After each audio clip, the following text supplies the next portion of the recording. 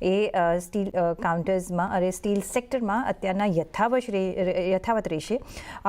DGTR આ એક એક મહત્ત્વનો આપણને નાણાં મંત્રાલયની જે ભલામણ કરી હતી એ મંજૂર થઈ ગઈ છે.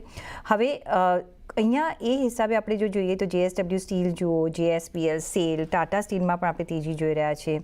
અને અલોય અને ફ્લેટ પ્રોડક્ટ્સ પર આ એન્ટી ડમ્પિંગ ડ્યુટી અત્યારના કાયમ રહેવાની છે.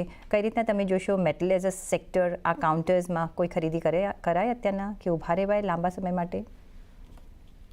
પ્રતિભાન, એપ્રિલમાં India imposed a 12% temporary tariff on some steel imports locally known as a safeguard duty.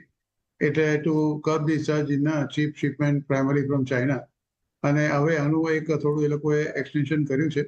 India એમણે એ પણ જે એન્ટી ડમ્પિંગ ડ્યુટી હતી some steel we are importing from Vietnam, એમાં પણ આપણે આ ડ્યુટીનું એક સ્ટ્રક્ચર થોડું રિવાઇઝ કર્યું હતું.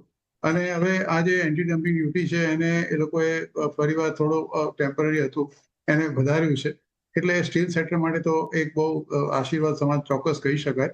એટલે મારું એવું લાગે છે કે જે ચીપ શિપમેન્ટ આવતા હતા અમેરિકા, ચાઇનાથી અને વિયેટનામથી, એને કપ કરવા માટે જ આ વસ્તુ અત્યારે એ લોકોએ કરી હતી. અને આ એન્ટી ડમ્પિંગ ડ્યુટીનો પ્રશ્ન માત્ર એટલો જ છે કે એ જે આપણે ત્યાં મેન્યુફેક્ચર થાય છે અને ત્યાંથી જે આવે છે એની વચ્ચે બહુ મોટો ફેર તો લોકલ મેન્યુફેક્ચર્સને એનું બહુ નુકસાન થતું હોય છે. જો કે અમે રેસિપ્રોકલ ટારિફ સામેવાળા દેશ પણ નાખતા જ હોય છે આપણા પર. એટલે આમ તમે કહો તો આ રેસિપ્રોકલ ટારિફની જ એક વસ્તુ હોય છે. But so far as India is concerned, our consumption definitely because of the dumping of this જે 12% ડ્યુટી છે એને ચાલુ રાખી છે. એપ્રિલ મહિનાથી આ વસ્તુ ડ્યુટી અત્યારે ચાલુ છે અને એને રિક્વેસ્ટ કરી હતી એટલે વધારે ચાલુ રાખી છે. એટલે ક્યાં સુધી ચાલુ રાખે છે એ પણ જોવાનું છે.